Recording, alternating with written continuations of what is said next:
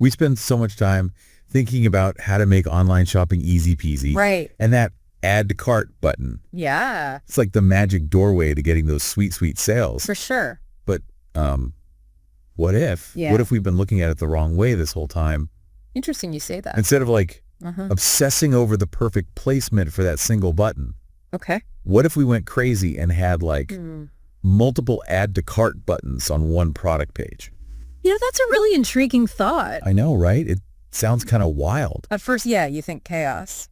Yeah, exactly. Like, wouldn't that just totally overwhelm people? Well, I think the key here is strategy. Okay, I'm listening. It's not just about throwing buttons everywhere like confetti. Right. It's about thinking about the shopper's journey on that page. So, like, guiding them along the way. Exactly. Imagine, you've got this beautiful product description, Yeah. really enticing, pulling the shopper in, and boom, right there, an add to cart button. I see. So for those impulse buyers. Exactly. They're already sold. They don't have to hunt for the button. Makes sense. But then for your more meticulous shoppers, the ones who want all the details, you could have another button after the spec section, maybe even near some glowing customer reviews. So you're basically catering to different shopping styles. Totally. You're giving everyone the chance to buy when they're ready. I like that. Like little checkpoints along the way. Yeah, exactly. But, okay, I got to ask. Shoot. What about people accidentally adding the same thing to their cart multiple times? That's a valid concern for sure. Right. Seems like that could get messy fast. It could. But this is where having a good e-commerce platform is crucial. Okay, so the tech needs to be able to handle it. Absolutely. You need a system that can prevent those duplicates. Right, that makes sense. But it's also about smart design, making sure those buttons are visually distinct. So it's clear they're not all doing the same thing. Exactly. It's about guiding the user, not confusing them. Okay, so it's more nuanced than just slapping on a bunch of buttons. Way more. It's like creating a flow, a journey. Yes. Think about it like a well-designed physical store, Okay, I get it. There are clear pathways, signs, everything leading you to where you need to go. And you're doing that digitally with these buttons. Exactly. Creating that same sense of flow and guidance. That's interesting. And just like in a real store, you want to make sure that journey is tailored to your specific audience. So what works for one site might not work for another. Right. It's about knowing your shoppers. Gotcha. But hold on, what about mobile users? Ah, yes, good point. With those tiny screens, wouldn't all these extra buttons just be clutter? You're right. That's where floating buttons come in handy. Oh yeah, those things that stay on the screen as you scroll. Precisely. Keeps the add to cart option always within reach. I do like those, especially on long product pages. They can be a lifesaver, but again, moderation is key. Right. Don't want to bombard people. Exactly. It's a balancing act between convenience and clear design. So it's all about making the experience smooth and intuitive no matter what device you're on. Absolutely. You want to anticipate their needs, make it effortless to buy. That makes sense. But isn't there a chance this could all backfire? How do you mean? Like what if instead of making things easier, it just ends up confusing people or making them feel pressured? Those are valid concerns, for sure. That's why careful planning and testing are so important. So don't just jump in blindly. No. You need to gather data, see how people are actually using the site. You mean like actually track what's happening? Exactly. And then make adjustments based on what you learn. So it's not just about design, it's about data too. It's both. Okay. It's about merging those two to create the best possible experience. Okay, I see that. But how do we actually test this stuff effectively? Oh, no, you're talking about A/B testing, and that's a whole other deep dive. All right then. Guess we'll have to save that for next time. Sounds good to me. Welcome back. All right, so let's get into this A/B testing thing. This is good. I'm ready to get tactical. Great.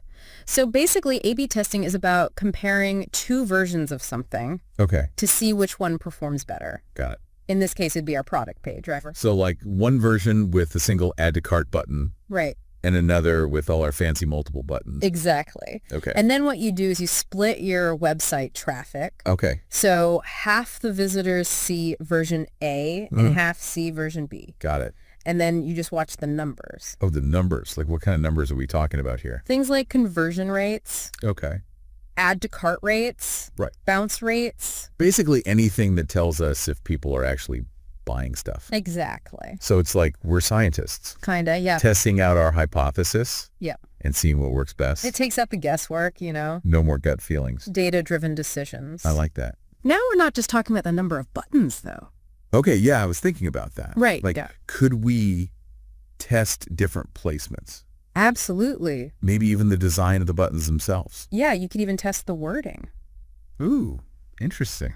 Like, imagine comparing add to cart Yeah. with something like buy now. Or like, get yours today. Exactly. Those little tweaks can make a surprisingly big difference. Yeah, it's those little psychological things, right? Uh-huh.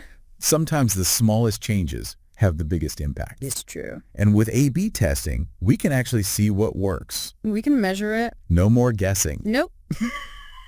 Like that. Now, all this testing might sound a little complicated. Yeah, it does a bit. Like, how do we even set all this stuff up? Well, there are actually tons of tools out there that can help. Really? Yeah, lots of websites and e-commerce platforms have A/B testing built right in. So we don't need to, like, code it all ourselves. Nope, not at all. They make it super easy. Okay, that's good to know. But what about after the tests are done? Hmm. Like, how do we even understand all that data? It's going to be a bunch of numbers and graphs, right? It is, but don't worry. Most of these tools give you really clear reports. Okay. They highlight the important findings, you know? So we'll know for sure which version did better. Exactly. That's great. No more guessing games. Data-driven decisions all the way. Love it. But we're not just going to test things once, right? Oh, no. This isn't a one-and-done kind of thing. So it's an ongoing process. Absolutely. The digital world's constantly changing. Consumer behavior changes. Right. What works today might not work tomorrow. So we're constantly testing, learning, and refining. Exactly. It's like tending a garden, you know? Okay. You plant those seeds, you water them, but then you got to prune, you got to weed. You got to adapt. Yeah, you got to make adjustments to keep things thriving. That's a good analogy. I dig it. Right. You need that same care and attention for your website. So A/B testing is important. I'm getting that. Yeah. But I'm also sensing that there are some potential pitfalls here. Oh, for sure. We got to be careful. Like, what are some common mistakes people make with all this? Oh, there are definitely some traps you can fall into. Okay, like what? Give me the lowdown. Well, one of the biggest mistakes is just jumping into A/B testing without any clear plan. Okay. Yeah, I can see that. Like, you got to have a hypothesis. A what now? Basically a question you're trying to answer. So, like, will putting a second add to cart button under the product image increase sales? Exactly. You need that focus, that direction. Okay, so don't just randomly test things. Right. And on that note, another common mistake? Yeah. Testing too many things at once. Ooh, I bet that gets confusing. It totally does. Like, if you change the button placement, the design, and the words on it all at the same time. You'll have no idea what actually made a difference. Exactly. It's like baking a cake and changing the flour, the sugar, and the oven temp all at once. Right. You'll never know what messed it up. Or what made it amazing. You got to isolate those variables. One at a time. Yep. Test one thing thoroughly, then move on to the next. So we're being all scientific about it. Exactly. But what if our tests don't show any big changes? Like, what if both versions do pretty much the same? That happens sometimes, and it can be frustrating. Yeah, I bet. But even those failed tests can teach you something. Oh, really? Yeah. It means that specific change didn't really move the needle. So it's like a process of elimination. Exactly. You're ruling out options and getting closer to what really works. So we're always learning, even from the failures. Exactly. Sometimes those are the most valuable lessons because they make you rethink your assumptions. Never thought of it that way. It's all about that growth mindset, you know? Always learning and improving. Precisely. The more you test, the more data you gather, the better you understand your shoppers. And then we can create those awesome shopping experiences. Yes. Seamless, engaging, and ultimately driving those conversions. Man, we covered a lot of ground today. Have you ever been online shopping and like you're trying to buy a bunch of different things, you know, Yeah. hit add to cart over and over, and your cart is just full of the same item? Oh, That's like the worst. that's so frustrating. It's so frustrating, and it makes you wonder what's going on behind the scenes. Yeah, it makes you wonder if they even want to take your money. You know what I mean? Like, Well- why would you make it so hard to give you money? Totally. It could be a bunch of things. Like, a lot of websites, especially like e-commerce sites these days, are built with these really powerful website builders, Yeah. which is awesome because they give you so much flexibility. Yeah, they're really easy to use. Yeah, and you can customize them to look exactly how you want, Uh-huh. but sometimes that means things can go wrong, like if they're not coded exactly right. Oh, so it's like a double-edged sword. Yeah, exactly. Like, you can do all this cool stuff, but you gotta be really careful. Oh, I see. One common thing that can go wrong is with those custom add to cart buttons, Oh, yeah, those look so nice. Yeah, they do. They really elevate the look of a site. Yeah. But if they're not set up properly, they can cause major headaches. Okay, so what happens, what goes wrong? So imagine you have this awesome landing page, right? Okay. Showcasing a whole collection of products. Each one has its own beautifully designed add to cart button. So far, so good. But then, because of some bug in the code, clicking any of those buttons just adds the same product to the cart. Oh, no. It doesn't matter which button you click. It's like all the buttons are wired to the same product. Oh, that is so annoying. It's a total conversion killer. Like, people just give up. Yeah, I would just abandon my cart. Exactly. It just erodes trust in the website. Right. Like, you start questioning if it's even a legit business. Right. And what about those frequently bought together suggestions? Ugh, don't even get me started on those. If those are messed up, the whole strategy is pointless. Completely undermines it. It's like they're dangling these tempting suggestions in front of you. Yeah. But then the buttons don't even work. It's like a tease. It's like offering someone a delicious meal and then handing them a broken fork. Right. The whole thing falls apart. Okay, so it sounds like this can be a real problem for businesses. A big time lost sales, frustrated customers, damaged reputation. It's a nightmare. So what's the solution? Well, thankfully, in many cases, there's a fix. Okay, good. Like with this particular bug, a recent update to the website builder actually addressed this head on. Oh, that's great. They basically re-engineered the whole way those custom buttons work with the shopping cart. Okay. So now each button operates independently and it correctly links to its designated product. So no more cart chaos. Hopefully not. It should be fixed now. That's a huge relief. It's amazing how such a small fix can make such a big difference. I know, right? It really shows how important it is to keep your software up to date. Yeah, sometimes it's not about getting all the fancy new features. Right. It's about making sure the core functionality is rock solid. Exactly. It's like routine maintenance for your car. Uh-huh. You might not see the immediate benefit of an oil change. Yeah, but it prevents major issues down the line. Exactly. And in the online world, those major issues can be devastating for businesses. Makes sense. You don't want a little glitch to turn into a big disaster. Exactly. Prevention is key. Okay, so we talked about how vital it is for e-commerce to have a smooth running website. Yeah, absolutely crucial. But let's kind of zoom out a bit and think about the bigger picture.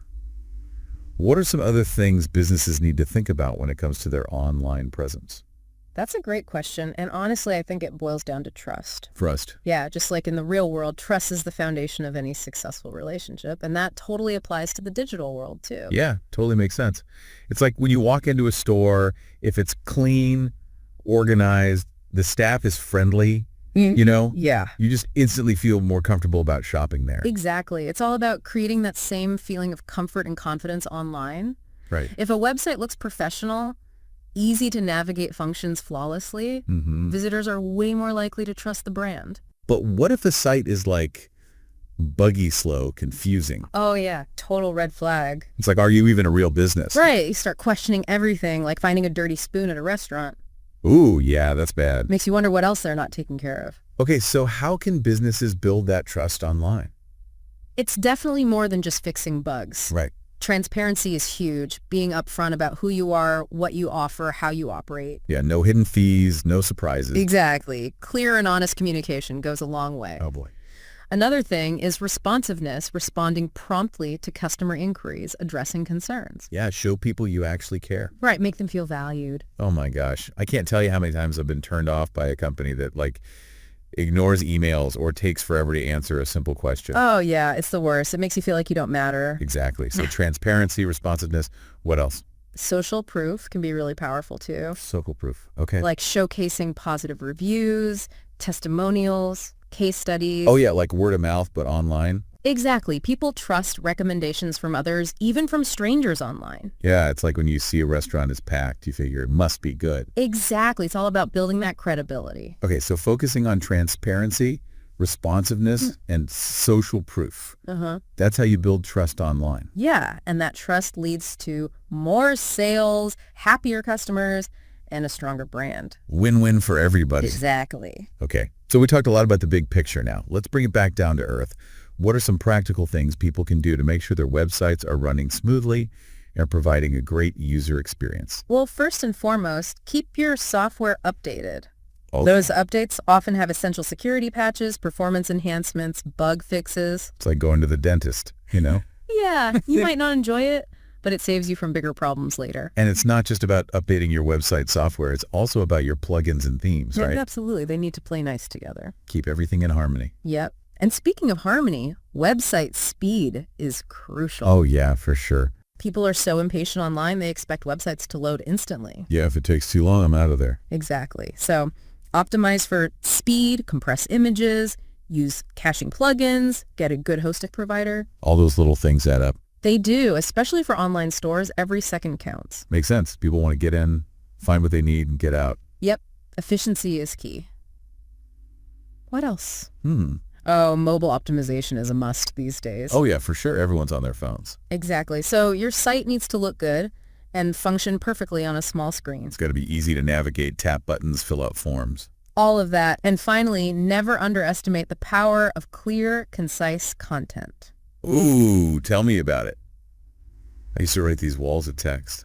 We've all been there, but nowadays people skim, they don't read. Yeah, sure. So break up your content, use headings, get straight to the point. Keep it snappy. Exactly like a good tweet.